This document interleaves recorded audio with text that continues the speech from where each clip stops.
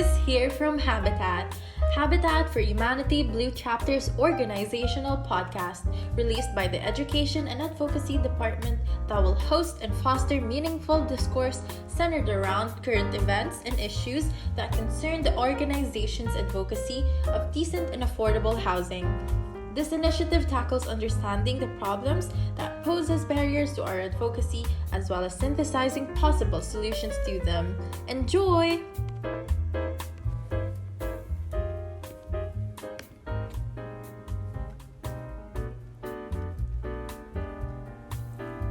Hello everyone, thank you for tuning in on our second episode. I am Cheska Diwa, your podcast host for today.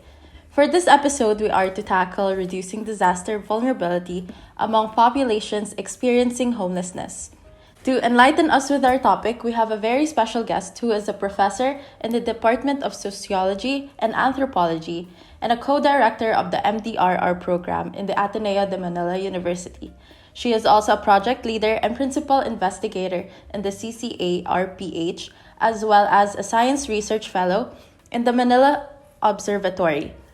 Let us please welcome Dr. Emma E. Porio. How are you doing today, Dr. Porio? Thank you, Cheska, and thank you, Aliana and Jericho, for inviting me here.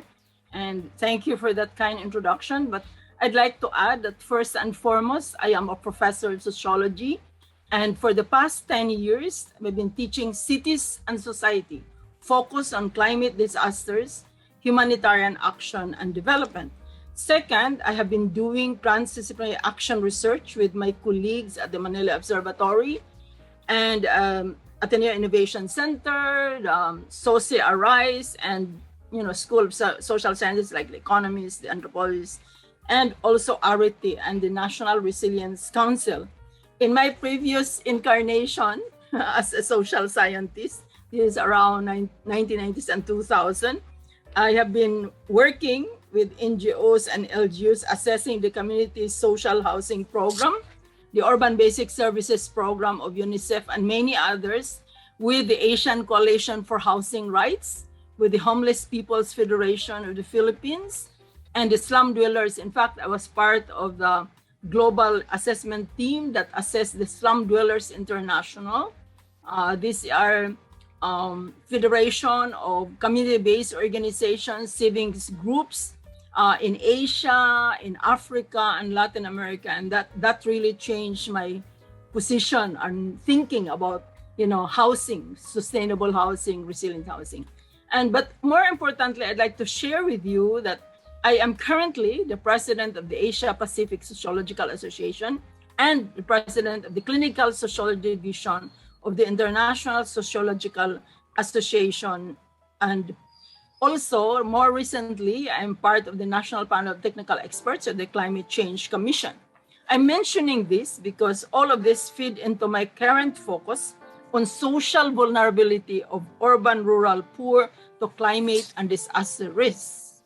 So I think that's a long, response, but I thought you should know where I'm coming from so you'll understand my response to your issues about homelessness, post-dry and all that stuff, okay? I'm old, Jessica.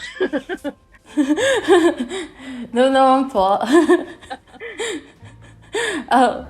It really shows well from your 10 years of dedication on climate and disaster resilience how passionate you are on this matter. May I ask how you went into this field? Like, what made you so passionate about it?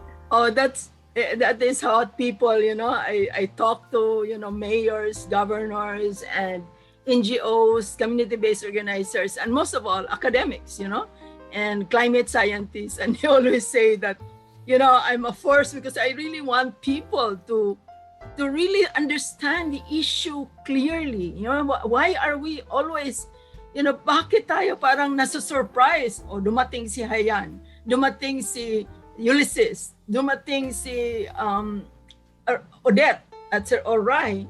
Parang wala tayong natutunan. And I really believe that everyone must get engaged and be part of the solution.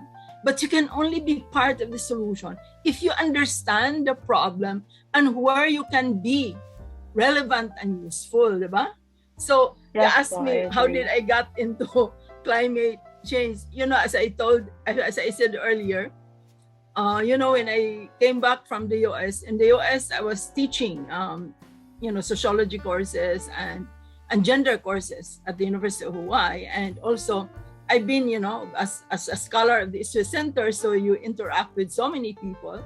And then when I came back, I wanted to do research and teaching at the same time. And so I remember Tate Likuanan, who was the academic vice president at that time, asked me, what do I really want to do? And I said, I want to teach and I want to research and apply my knowledge to concrete issues on the ground. So that's how I got, an appointment at the Institute of Philippine Culture, doing research on social development.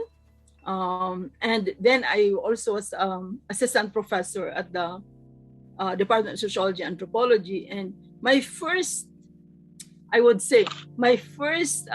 project, two projects when I came back in 1990, is that I was asked to evaluate a 10-year project of the National Economic Development Authority, local resource management.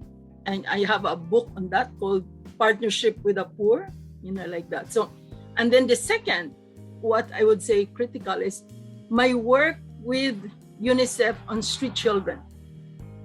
There was a 5-country study, Italy, Brazil, Kenya, Philippines, and Italy, and it was managed by the International Center for Development of the Child.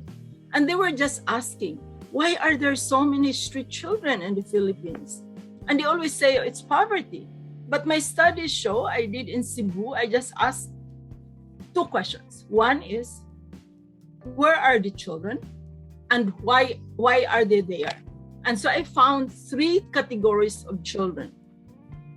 Street-based children, community-based street children, and center-based. And I really found that, so the one question is, why are they there, and where are they, and why are they there? I found that it's not poverty really that threw children into the streets, because there were many people who are, still living with their parents and helping their parents look for a living, selling sampaguita, shoe shine, everything like that. But really, it's the domestic violence. And I want to call upon people working on gender-based violence, that it's violence within and without that really drives children to run away and be in the streets and beg in order to survive, and like that. Second, I found out also, very important, is that the reason why there are street children and they are congregating in places like function areas, like churches, in front of stores, commercial areas, transport depot, terminals, is because that is where the traffic is. So for me, that was that study, and there was at that time there was a street children network all over the country, and usually it is chaired by the, like in Cebu, it was chaired by the wife. The Street Children Network was chaired by the wife of Mayor Osmeña, and that really opened my eyes that a solution to seemingly, street children is far more complex than we think. It's not just, giving them scholarship to go to school. It's not just giving them food or like that. It's a complex, it really needs a whole of family, a whole of community approach, and also government. So it's government, civil society, private sector, and community, and the family, of course. So that's how. So from then on, so I got into street children, also, gender and child labor, and then also I got into assessing big projects like the Batangas port or the South Reclamation Project, simply because many protest movements about the displacement of people from their homes. And that's why, so I did two things, both by the Japan Bank for International Cooperation, and they really when you do Cheska, when there is a third-party evaluation that is being asked of a big project, it means that people, the government, the civil society, and the private sector, they are already becoming contentious. They cannot agree on the on the manner of displacement and the impacts of this displacement. So those two major projects really told me that you have to integrate. There has to be convergent views and perspectives, that of the government, that of the funder, that of the community, and that especially of the women and children who always suffer in the displacement process. Women, children, elderly, and the differently abled. So those two things were really central in terms of trying to understand development processes. And then in 2006, Megumi Moto, who was at the time the Philippine representative of the Japan Bank for International Cooperation, that later became the Japan International Cooperation Agency, asked me, he said, we do not know what are the impacts of climate change to the poor, especially the urban poor. And that is how I got into it. So I did a survey I think you can see in the Resilience Toolkit. I want to those listening here in the podcast, just Google Resilience Toolkit, oneword.ph, and you will see there that we have a map of Metro Manila. What I did at that time, I started the survey around 2007. I did it 2 years, 1 year actually. So I surveyed informal settlements, 18 informal settlements in the 3 flood basins of Metro Manila. Kamanava, which is Caloocan, Malabon, Navotas, Valenzuela flood basin, the West Mangahan flood basin, and then the Pasig Marikina flood basin. That was an eye-opener for me because, we experienced all these floods, but we never realized, like when I share my research findings to my students, I said to them, do you know you are living inside a, flood basin? So flooding would always be a problem for cities. So that's how I got into it. And I also, because of that project, I got involved with climate scientists and geophysical scientists at the Asian Development Bank. There was a global and regional project done by the Asian Development Bank, Japan International Cooperation Agency, and the World Bank.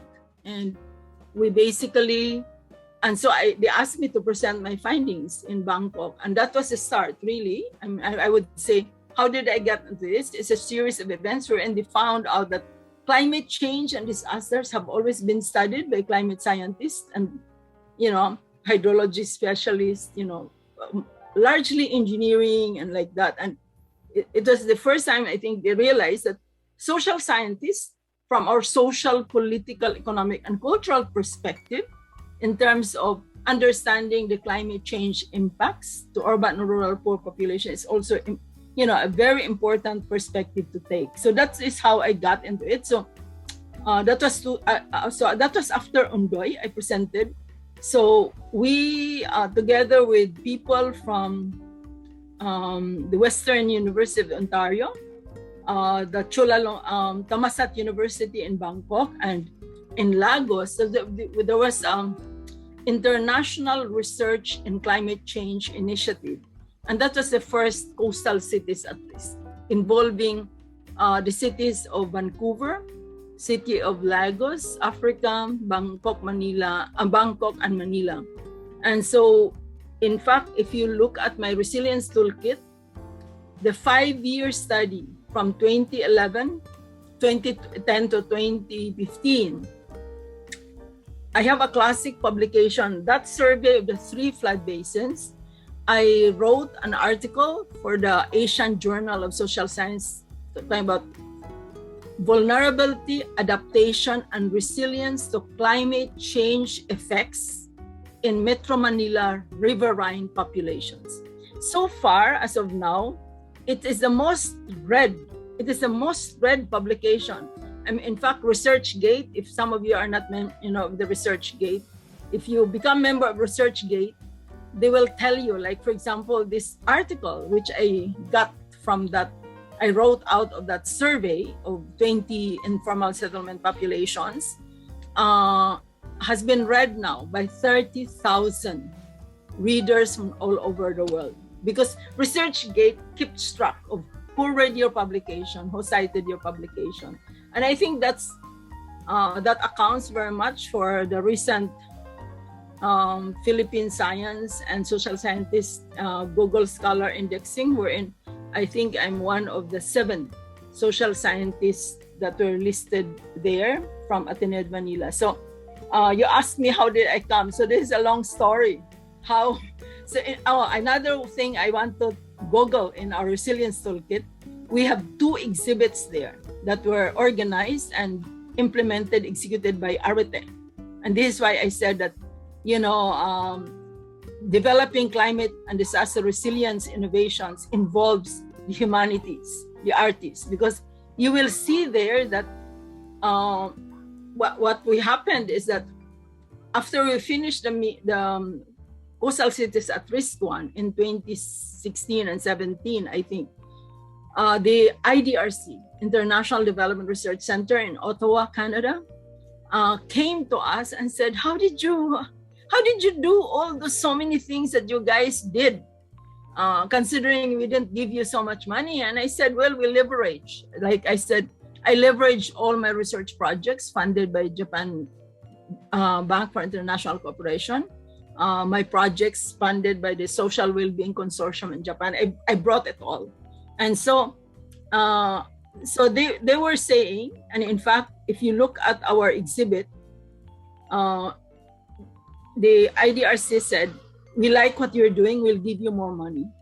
And that is how, when we had the second phase approved in 2017, I went to Father Jet and also to Yael Boncamino, who was the director of the Ateneo, of the Arete Ateneo at that time. And I basically just told her, here, look, here is our 5-year study of coastal cities at risk, focus on Manila. And I feel that we scientists have not communicated really successfully.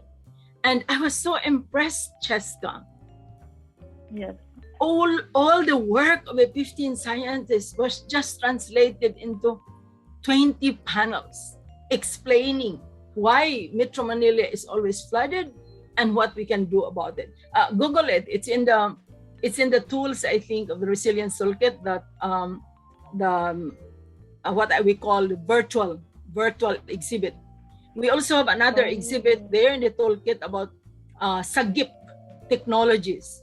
It's technologies that the communities can access or can use after a disaster, like depending on their need, water, communication, food. Oh yeah, ma'am. I saw that in your website. Yes. Well, I mean, I'm really excited with those because I feel that if we do those things, if we translate, the risks and what is a risk? I always tell my students, a risk is a function of hazard, exposure, vulnerability, overcapacity gives you resilience. So I always say, we have to get our education in such a way that it is understandable, comprehensible, and actionable. People will see what they can do in their own little way. I always say now, community resilience is everybody's work. So anyway, I'll stop there. I mean, this is a long story when you ask me how I got there and why I am so. I really feel that everyone we have to do, if we have to craft and build a sustainable and resilient future. I always say you cannot sustain something that is not resilient. As Maniana would say, bounce every hazardous event. We should be able to bounce forward better and together. If you look there at the risk and resilience in the city video of Dr. Abad, I'm really impressed. Dr. Abad just translated again our findings for the past 3 years in 10-minute video. That's why I'm very impressed with artists. They can communicate more effectively than scientists, So that's okay. All right. So any more, No, questions you'd like to? I mean, ma'am, I could really see that you're so passionate about it, because it also makes me wonder, like, what the Philippines has done over this past few decades, because, like, we all know that we are in the ring of fire and we're really prone to natural disasters, and I don't I don't even know the protocols like what is put in place. Maybe like could you share maybe what the protocols are when it comes to natural disasters? Well, first let's talk at what are the policy framework. So there are two I'd say landmark legislations: the National Disaster Risk Reduction and Management Law or Policy and then the Climate Change Act, both in 2010. This is after Ondoy, and in fact after Ondoy, and in fact the Climate Change Commission has the People Survival Fund. That's 1 billion. That is basically designed to get the people out of harm's way. Those who are building their homes in flood-prone areas, risky areas, and the like. So those are, I'd say, what have we done? So the Philippine government is landmark legislations. In fact, the United Nations Disaster Risk Reduction Office recognized us for that, as one of the best laws. But as I always say, we Filipinos we have all the laws. It just need implementation, integrated implementation, not fragmented implementation. So, and also we have disaster risk reduction management offices in all the local government office.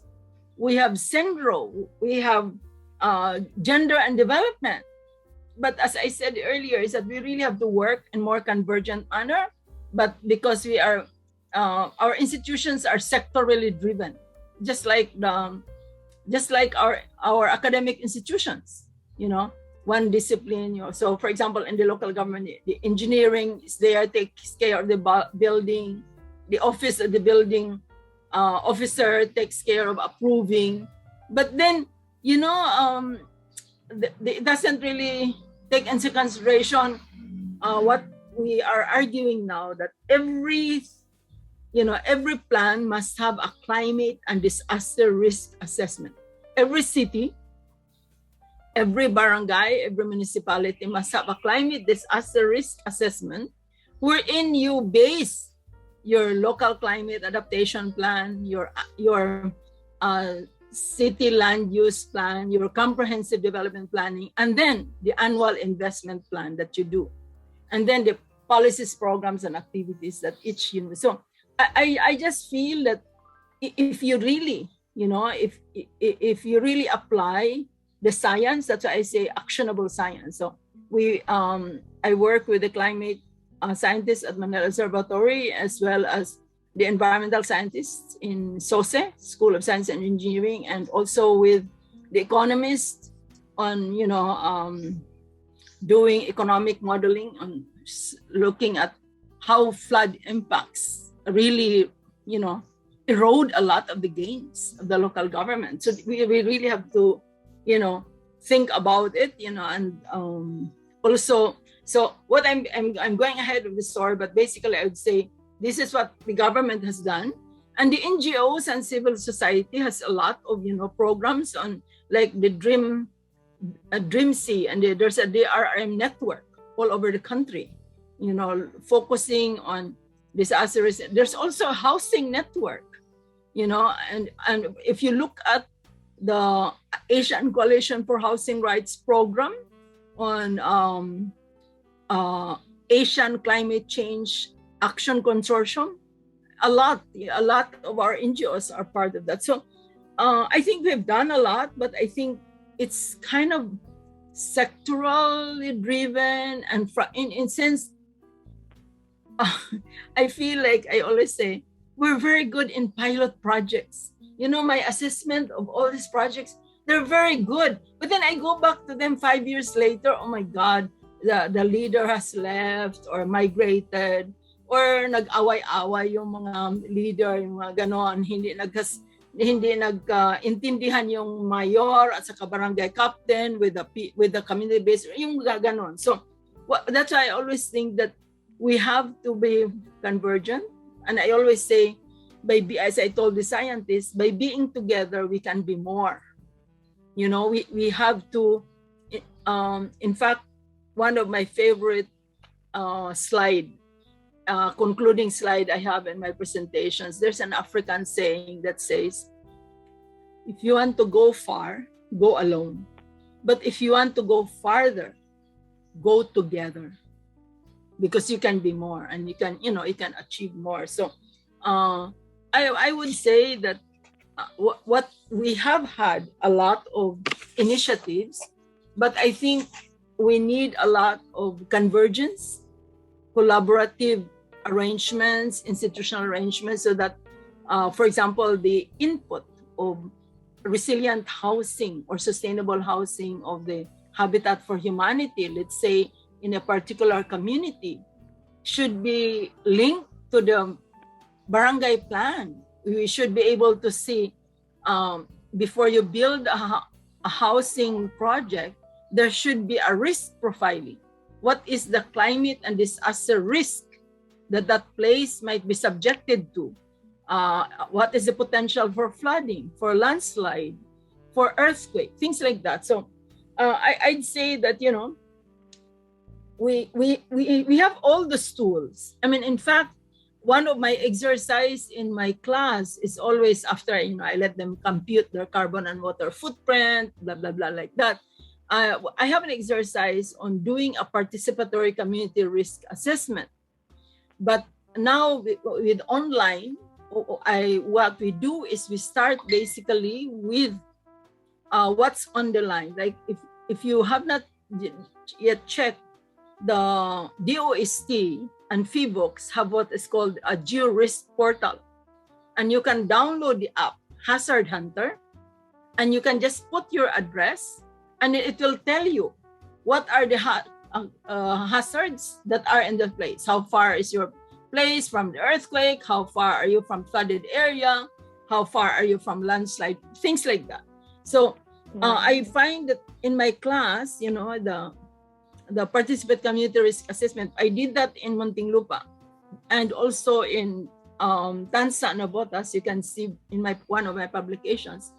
I did that in Muntinlupa with the NSTP students of Pamantasan ng Lungsod ng Muntinlupa, because the City Development Office have what they call planners apprentice or planning apprentices. These are the fresh hire, and they are assigned to the 9 barangays. So I told them, you know, this NSTP, they're always going on a travel tour. I said, why don't you look at your barangay and just assign, there's a team of each barangay looking at the risk profile. And then based on that risk profile, it should tell you what are the risks, and then what are the capacities, what's the vulnerable, and then what, for example, in Muntinlupa, we have the map of all the barangays with so much poverty incidents, with those without water, those without security of tenure, and those who are flood prone. So I told them, you have the map, you know which households have this, then you decide your input. How do you reduce? How do you reduce the vulnerability of the people to disaster risk? Number one, make sure that they have the water, you know, the water, they have the, also their income is maybe, low because they don't have sustainable livelihoods.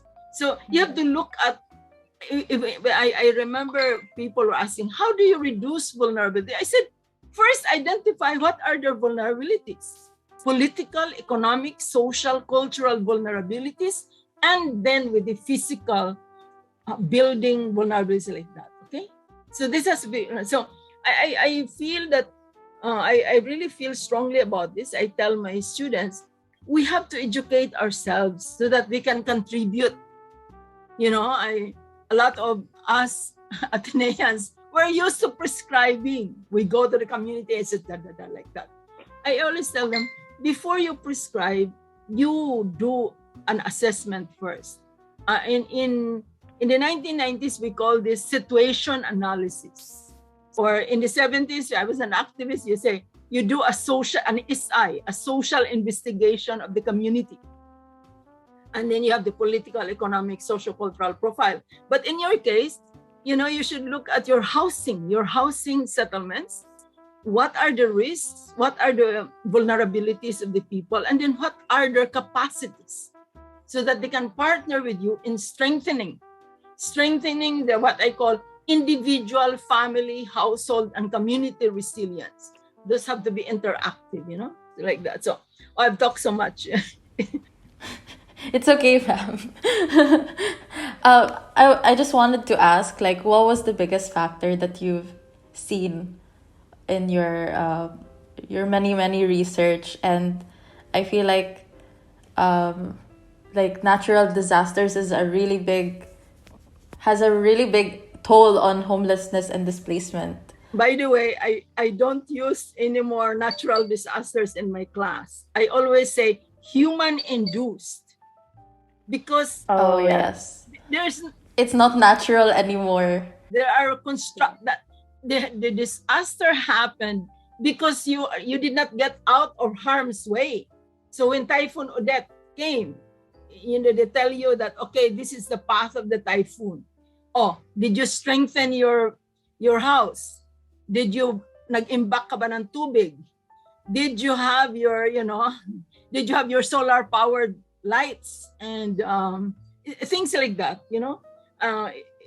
What I'm saying is that we have to change our ways of thinking. And wasn't able to finish my story about how I teach my students how to do participatory community risk assessment, because you might have the ArcGIS maps, you might have all those climate projections, but in the end, what happens is what people are willing to accept and do something about it. If they do not understand the information, they do not understand the map, then voila. You have to engage them in understanding the risk, and you have to communicate it in ways that they can understand it. So for example, on Odette, I think there were different, like I saw a post there in Cebu that said, 2 days before they were told it's signal number 2, like that. And then, but it was a category 5. But I don't think people understand or can imagine or can really, I think you have to explain what does a category 5, just like Hayan, or Yolanda. I remember I was in CDO at the time giving a training on responsible community mining, and I remember that I arrived there in CDO on a Sunday, and every day from Sunday up to Thursday, there's this CNN say it is the strongest typhoon ever will land. And in fact, on Wednesday afternoon, one of the IP leader tells me, "Ma'am, I will have to go home because I'm afraid we might be flooded, my community." This is an indigenous people's leader. And why is it that he was alert? It's because they had Sindong in 2011, right? They had Sindong, and so already naiisip na niya. And in fact, I remember that night in CDO, the whole place was, silent. everyone really, prepared and like that. But I also remembered seeing in the TV, in the CNN, that there were people walking in the Tacloban beach, and they were asked, "Oh, aren't you afraid the strongest typhoon will land on your place?" And then I remembered what they said. Sanay na kami dyan. Kinakain nga namin yung bagyo. I mean, no, but I think I remember there was an advisory that said, in some areas there will be 3 to 5 meter storm surge. And I was thinking, of course, walang imagination ng storm surge. Pero pag sinabi mo na tsunami or tidal wave, nakikita nila yon sa TV. That's one of my reaction. But the other thing also is that I wish the advisory said that these areas in Leyte and Samar have been known to have storm surge. Because if you look at one of the Jesuits' books on history of the Visayan Islands, it says there the storm surge in 1700s, the storm surge, and in fact, a storm surge of 1800s. And in fact, when I was doing post-Yolanda interviews in Eastern Samar, two of my respondents said that their grandmother survived the 1912 storm surge or tsunami by holding on top of the coconut. So which means to say that the storm surge was high. So talking about communicating risk, I would say, for example, in Tanawan, the storm surge, the ocean water went 15 kilometers inland of the Tanawan River. So have people been told that the waves will reach, 2 stories high, and that the ocean water, which are warm, will, go 15 kilometers inland, then they will get out. I mean, I think they will get out, right? I mean, you saw in Yolanda, diba? How many ships were stranded there in the shore? In fact, I remember talking to one of the Yolanda survivors. He said he felt very guilty because they were in a 2-story house by the, I suppose, by the coast, and that they were there in the 2-story house, and the next thing he saw was a ship approaching their house. And he felt so guilty that he was the only one who survived in that house. So things like that, I think imagination, visualization of risk is very important. That, for example, in Odette, I went to Cebu, it's just my hometown, and the caretaker of my beach house said that the waves were 2 stories high. But I didn't see that. I didn't see that in the advisory, whatever. That's why I really believe that I was talking to Dr. Faye Cruz and also to Father Jet Villarin about the science of, what is the science of the intensification of the typhoon, speed, the wind speed as it approaches the land. And also, I was telling Doc Faye, here I am studying climate and disaster risks. And here I looked at my beach house. The ground floor, of course, was a ruin, but the second floor was not. So talking about what do we do? I mean, it seems like that our understanding of how that hazard, the typhoon and the wind, because my nephew, who basically moved out of Cebu after Odette, told me that the wind stayed, for 6 hours continuous. So it's also, I mean, I remember in Ruping, we had Ruping, but I don't think it stayed that long. And in fact, I talked to some people who said that in the olden days, the typhoon will not stay for so long, maybe 2 hours, but this one was 6 hours. So that really led to, if you look at the papers, the UN Resident Commissioner was saying that they underestimated the damage of Typhoon Odette or Rai. That because originally they said it affected 1.5 million people, and recently they're saying 2 million people.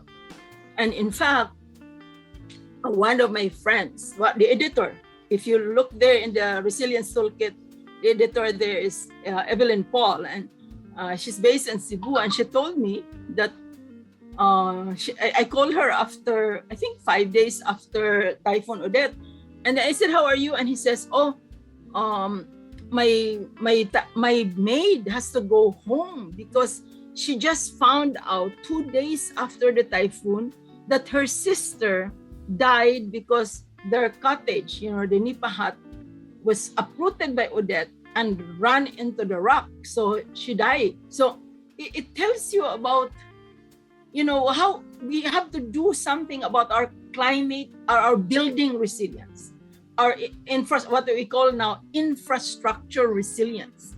I really believe now that we have to be conscious of two kinds of infrastructure: the hard infrastructure, which is building, bridges, roads, all this, utilities like that, and the social infrastructure, the social relations of people, the social capital, the networks, political networks, economic and cultural networks, which really is very important.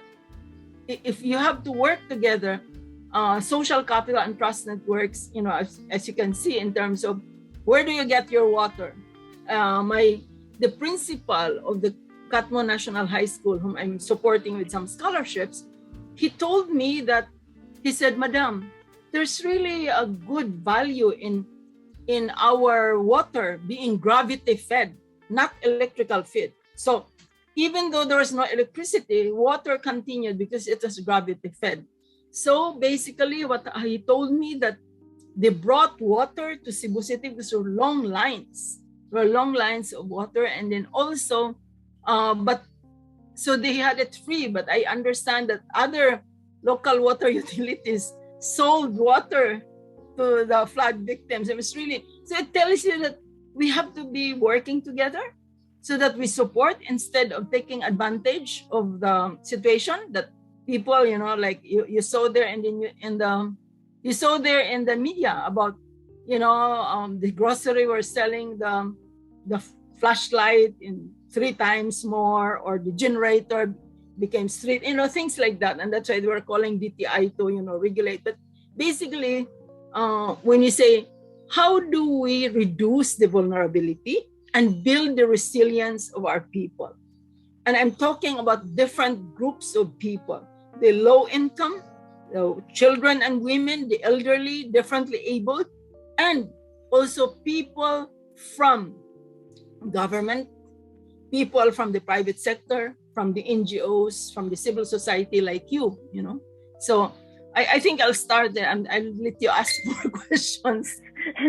I think I've inundated you with experiences. It's okay, ma'am. Like it's really interesting, like what you were all saying, because I've never really experienced a natural disaster because I haven't been living in the Philippines. So it's really opening my eyes into what really happens. Jessica, from now on, you use the word human-induced. I'm really sorry. I'm just used to the natural disaster, but yes. You see, Jessica, I believe if we call it a natural disaster, there is no accountability on the people who gave permits, allowed them to build those, substandard buildings. There is no accountability of the people who allowed mangroves to be cut and build the resorts there, things like that. So I really want, it's now one of my advocacy, I hope you don't mind. It's now one of my advocacy to say that we are responsible for constructing the disaster among our people. It's because of our, heavy consumption and extraction of resources, etc., deforestation, clogging our waterways with our plastic and all of those things. And, our cities have become brown. We don't have greenery anymore. So I really would like you young people to see this as an opportunity to become proactive members of society, because our hope is dependent upon what you do and what you think and what kinds of ideas you apply. So I always tell my class, we old people have failed. So you cannot afford, your generation cannot afford to fail, okay? Okay, so I hope you don't mind about my advocacies. No, ma'am, I don't mind. But it makes me wonder if it's just the lack of awareness and knowledge of the people that makes it like the disasters like super. Well, number one, I think we have, all these typhoons have just made us reactive. We have not decided that we have to become proactive in preparing. So I remember when I was small and my father, I think, was a community leader, and my mother sometimes would have to give, meals there to the chapel where some are evacuated. And then my mother would say, why? If there was no typhoon, will they not be able to eat their lunch and their dinner? I feel that now if you notice, when there's a typhoon coming and then they keep track of all the LGUs. Are you ready? Yes, we are ready. And what do they show? All these, plastic bags with all the ayuda and all that. I was thinking to myself, in fact, one time I was giving a talk to the National Disaster Risk Reduction officers of the country. And I said to them, what are you doing by preparing all these relief goods? What are you doing with our taxes? You're just turning them into e-back. Di ba? I think we're better off, every day, make our people more housing, have homes that are resilient, have livelihoods that does not, destroy the ecosystems, but really support ecosystem services. I'm thinking about, we have to be more proactive. And I always think that resilience is a lifelong work. It's not just, when the typhoon comes, you pack all this, plastic things, you'd have donation drives. Those are short term. I think we have to learn to as I always tell my friends, I was giving a talk one time in Vietnam. I was making a joke to the Chinese and Vietnamese. I said, the Philippines is the middle of the Pacific Ocean. I want to charge you buffer fees because as the typhoon passes the Philippines, it slows down like that. Anyway, what I'm saying is, if you look at our resilience toolkit, I put there Father Bobby's speech. It's a 4.9-minute speech before the National Disaster Risk Reduction and Management Council Disaster Month Conference, because the Ateneo de Manila represents the higher education institution in the RMC. And I really think that his speech summarizes everything. We are in the ring of fire, typhoons, fires, earthquakes, and floods. It's an annual occurrence. And I think we should be now, as I tell the mayors and local planners and environmental officers and the gender, and I said, we have to be risk informed, meaning to say, you have to produce a database and a profile that is socially inclusive, gender sensitive, meaning to say that your risk profile map should tell you where are the areas that you should not be building your houses, because it's landslide prone, it's flood prone, it's earthquake prone, and the like. And also, it should tell you, your climate and disaster resistance map should tell you where are the vulnerable people living, what are their services that are deficit, what I call services deficit. Do they have water? Do they have enough livelihood? And things like that. So I always say that, we have to be, what does resilience driven mean? And systems, I always say now, we must be systems oriented. As I tell my students in Master of Disaster Risk and Resilience, this program is problem focused, solutions driven, with a systems lens, because the solution of the problem involves several sectors, especially in flooding and flooding impacts, or earthquake or typhoon impacts. So my only message basically is that we have to, I feel that we Filipinos are so brilliant, but I think we have to learn to work and to recognize other brilliances, other brilliant ideas, and to recognize that we have to work together. Your idea is good, and so is this one, and let's see how we can put it together. I will always say that I mean, that's why I always say in my class, we have education should be able to train you to be a better human being. Your experiences should make you a better human being. I believe that becoming a better human being is a key to us constructing a more resilient and sustainable future. But if we are full of ourselves, we think we're so impressed with ourselves. If you're only impressed with yourselves, then you'll never be able to get to solutions, because solutions involve everybody's ideas, involve workable, actionable ideas, And so I like what Alexander, I think he was former Director General of the Office of Civil Defense and of the Navy, Alexander Palma. We were together giving a workshop one time in Iloilo, and then I was frustrated about some things. And then he said to me, Emma, pa-da. Kung gusto, may paraan. Kung ayaw, may dahilan. Since that time, I told myself, I should be able to only work with the people, na kung gusto siyang makatulong, may paraan, maghanap siya ng paraan.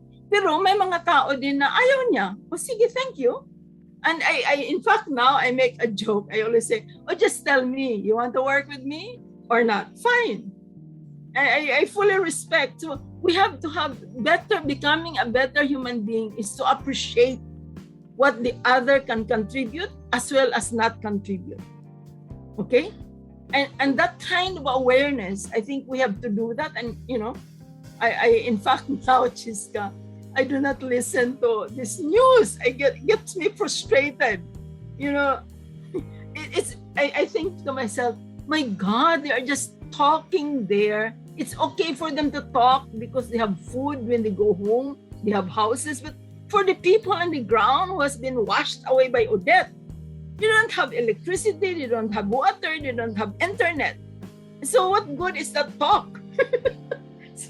I think, I really believe that we should educate ourselves. If our teachers and our parents did not educate ourselves to become a better human being, I think we should be conscious in crafting ourselves that we are a contributing person, not a destructive, But, a lot of people think they are contributing. You don't know they are destructing. So I really believe, now I'm working with some people, I tell ecology and spirituality, I really believe to work in environment, to work in climate disasters. I really like Pope Francis Laudato Si when he says, this is the only home we have. What have we done with it? We've polluted it, we've abused it, we've extracted. I really think becoming a human being is to respect God's creation. And I think that's what Pope Francis said, co-creation. And this really sits well with me because Coastal Cities at Risk, we call it a transdisciplinary action research, and it subscribed to 3 principles.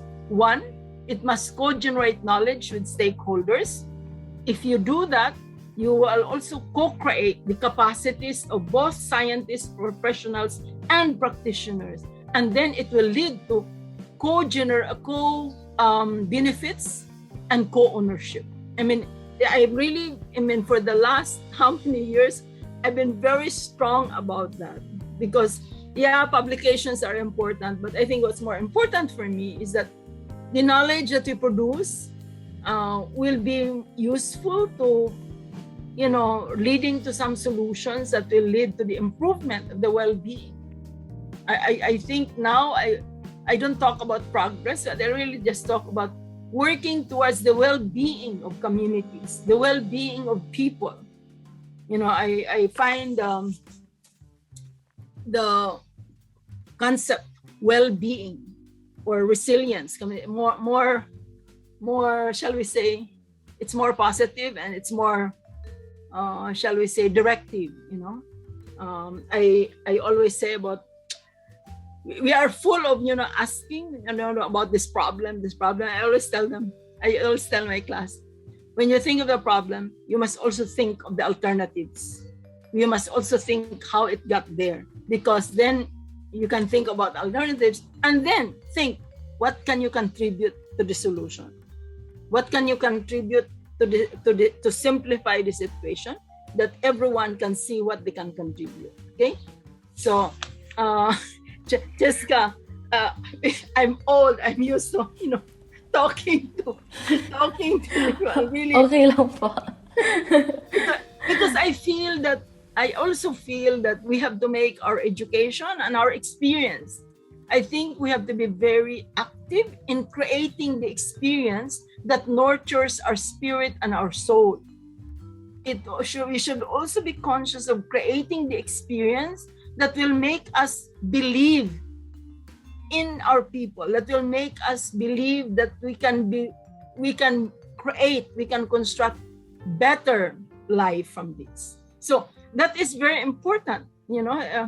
I think that's a mindset that we have to continually create and affirm. We have to affirm yourself that you can contribute. You have to affirm the people who are with you, that we can work together. We can, those are very important things. In fact, I remember when I was asked by Antonia Yolo Loizaga at the Manila Observatory, she was the director after Hayan. He asked me to do a trust network survey in Eastern Samar, 11 municipalities of Eastern Samar, alongside with the climate scientists and hydrology specialists like Emoy Rodolfo, Celine Villaben, and then Justin C. And one of the very important things that I found is that those people in the community who trusted their health system, trusted their doctor, the midwife, and the local chief executive, had a higher health status. Okay? Why is that? Of course, if you trust the people there manning the rural health center, you would go often to consult, right? And you would also follow the recommendations. But if you don't trust them, you are shy to go to them, you're afraid of them, then there is no delivery of health services, right? So I'm really, because I'm a social scientist, I really believe, I always tell people, it is the social relations that puts a glue to all our interventions. If you don't have that trust and the social relations with everybody involved in that, then it doesn't work. You know what I mean? And that's why I always say we have to think of system, the local health system, the local livelihood system. We have to think about that and the different people, okay? So look into the root po of the problem and then find what ways to contribute to help. Okay. And also I remember I post in Facebook, there it says, for those I cannot change, for those I can change. There's a St. Christopher prayer, right? It says there that for those whom, Lord asked, grant me. Do you remember that, Chiska? Grant me to accept what I can change. And then, is it grant we beseech thee? Yeah, like that. Anyway, I was struck with a slide that said, for those I cannot change, just give me wine. And then, because there are people really who are fixed on that. So I that's why I always say, the other thing that I learned in running the coastal cities at risk with 15 or so scientists and several local officials and the private sector. I learned that you have to learn to navigate. In fact, in the running the coastal cities at risk, I told the scientists to innovate is to collaborate. But to collaborate is to navigate the systems.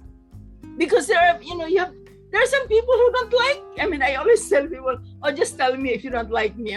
Fine with me, there are people who will not like your idea. There are people who will not like you. So for me, it's okay. Just tell me. So you have to learn to navigate the systems. I tell the scientists, because the coastal cities at risk is really focused on creating innovations. What are the ways that we can move around, this? And so that's why I learned about navigate. You have to learn to collaborate. Is also to learn to navigate the systems and actors who are there. Because when I was young, it's okay. I have all the time I explain to you. But now I'm thinking to myself, if you don't like me, if you don't like the work in me, I will not waste my time explaining 30 minutes why we have to work together. Wala ka naman palang balak, di ba? Yes po. I live by that din po. I always tell somebody, I was telling my friend yesterday, I said, I don't know how long we will live on this earth, but I want that while we are here, let's do our best to be, proactive in doing what we can do in our midst, So that's it. And there are always somebody who, for example, here in Alta Vista, I want to, I'm into greening, greening the environment, because our cities are become brown and become very hot and very warm. It's because we don't have trees anymore. We don't have greenery. If most people have gone to Singapore, and they're always amazed why Singapore has so much greenery and very walkable city. And I said, that also is made. We have to make it. So I was talking to somebody that I'm interested in having, I'm also interested in promoting climate resilient food systems, because, as the International Panel of Climate Change was saying, there's a lot, there will be more intense rainfalls and intense droughts. So that's for sure. So, and there will be intensification of poverty and also widening of inequality if we don't do anything, right? So I feel that we have no time to just sit and listen. You have to do something. So that's why I always tell people, rice is a simple carbohydrates and it drives our diabetes. We should start eating more complex carbohydrates like sabab or banana, sweet potato, because these are complex carbohydrates. And rice is a water intensive. So we should, the upland rice and all these grains that are rain fed, things like that. And then when I was explaining this to my friend, he says to me, I don't like that because it doesn't promote a very classy subdivision. So I said to her, okay. Her idea of a classy subdivision should not have bananas, should not have, kamuting kahoy like that. And should not, because I'm partnering with Dr. Lucero of the Institute of Plant Industry in UP Los Baños Open University. And I was telling him that we should, green every space in our city and hopefully edible. And he was saying, let's start with, food that is covered, because if you have vegetables and it will absorb also the greenhouse gas emissions, like that. So anyway, so that's an example when you present your idea to somebody and he doesn't like it because, we are schooled with middle class America, which we think that residential subdivisions in the suburbs are, white picket fence, clean manicured wall, like that. But I'm thinking to myself, well, she's educated in that manner, and I should just look for people like Dr. Lucero, Violet Valdez, who are into, who wants to do something. Okay, so I think we're running out of time. Any more questions you want to know? Oh, yes po. Since HFHBC is commonly associated with houses po, how can we, how would we make a disaster resilient house, and what should you look for? How would you reduce the vulnerability? How would you reduce the exposure of your housing settlements to climate risks like, typhoons, landslides, and geophysical risks like earthquakes? Then that's what I was saying earlier. Before your human settlements plan should have a climate disaster risk assessment, and you should have the risk profile, and you do that with the people in the community, because it's the people in the community who will know that, oh, that part before used to be a small creek, but the developer filled it up, and that's why there's some flooding. So you have to work. That's why I said in transdisciplinary action research, you have to co-generate the knowledge with stakeholders, because it's people who have a stake in it who will tell you. I mean, like, for example, Provident Village. Until about 1980s, I think, there was always one councillor who was always opposing the building there in the Provident Village, because that is not a real land that is formed by accretion. Over the 100 years, the river with all its siltation formed that. So it's not, but you see, this is what I mean about, of course, people in Provident Village, I think a lot of them are not from Marikina, so they do not know about the history, and they do not know that it's flood prone. Okay, so when you ask, what are the things you do to make your housing projects more resilient, more sustainable, and it's really it starts with a good climate disaster risk assessment that is, constructed. The assessment has to be done together with the people, the local government officials, and the NGO and the community officials and the residents. It should be validated there, okay? And then second, so that's already preparing the land really, so that, but as you know, like for example, in Odette, all the people are living in the coastal areas. And, there was a proposal once to get 100 meter, green band. But, I looked there in the place where my beach house is. My God, there is even no, they're there right on the front of the coastal line. So when my saying is that how do you protect? You really have to look at all these issues, and you have to reduce exposure of your houses to these hazards.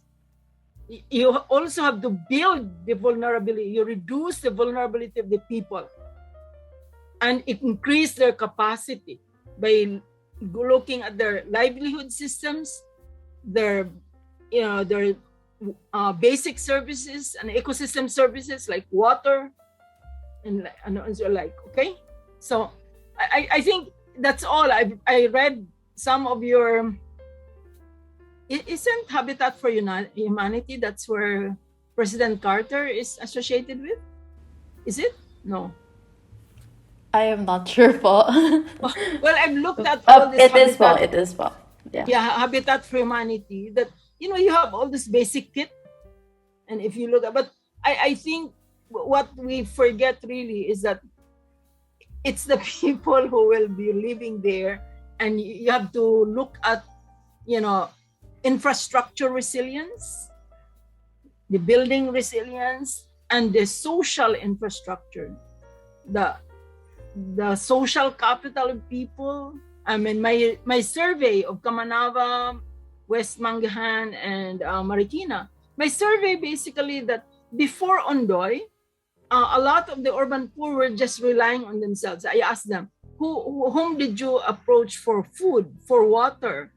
And you find out that, they were relying most of themselves. But then after a series of climate disasters like Ondoy, Piping, I did a survey again in 2014. I found out that now they have become reliant on NGOs, on TANODs for support. So it's not Dr. Kendra Gotanco and I and others have published an article called Quantifying Flood Resilience. We find that those, relief and assistance right after the flood, they're not really long-term and it's not really sustainable. I think you have to build the social capital, bonding capital, meaning to say social capital among the same, bridging capital, meaning to say connectedness with NGOs and private sector, and linking capital, connectedness with the government. So I always think that among the rural and urban poor, you have to increase their bridging capital and linking capital so that, you can work together. So this is what I mean about the social infrastructure in terms of reducing exposure and vulnerability and building the capacity of your project partners, okay? Your communities, your beneficiary communities. I have one last question po. What more could HFHBC as a campus chapter could do for the homeless sector during human-induced disasters po?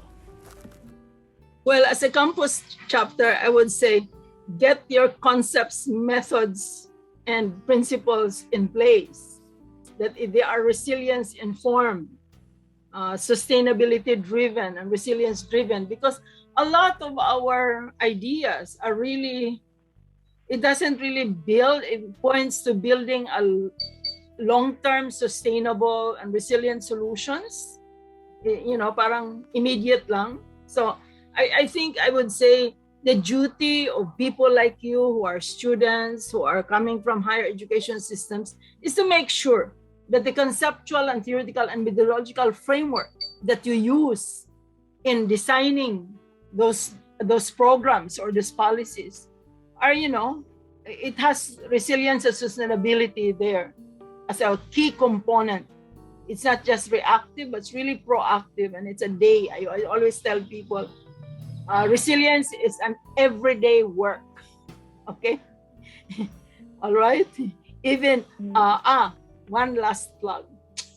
One of the things that I found when I was doing that survey from, I did that with Dr. Ines Ponce de Leon on science to community pathways of information, and I surveyed all the DRRMOs from Giwan to Palo to Camotes Island to Rojas and then to Coron. That's the pathway of Yolanda.